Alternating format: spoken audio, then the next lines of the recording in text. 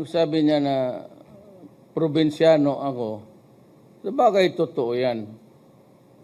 Pero at least probinsyano ako, my brain stays in my head.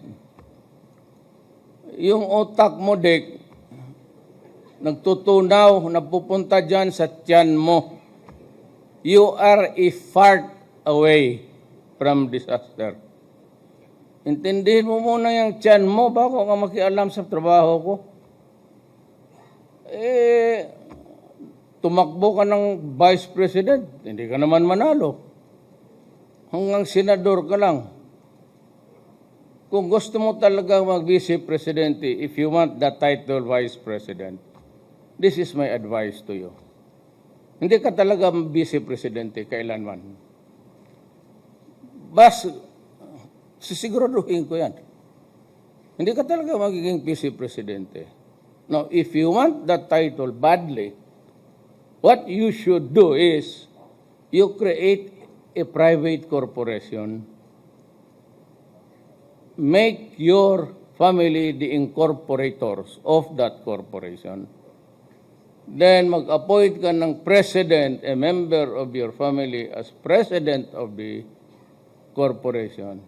Then, find a way that you will be seated as the vice president of that corporation. Maabot mo yung... Sino bang parman doon sa Olongapo? Suntokin mo nga yung gagong yan. Pakialamero. Karo. The only way that he is, he talks fast. And he talks, dinadala niya sa usapang, gago ka, hindi ka naman talaga Filipino. Tisoy ka lang dyan. Kami dito, mga probinsyano.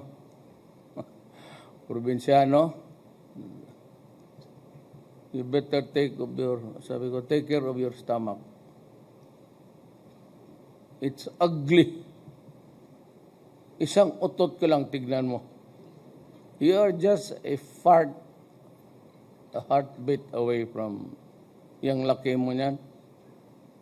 Yan ang katawan na mahirap. Hindi pwede ambulansya. Karga ninyo doon sa truck ninyo.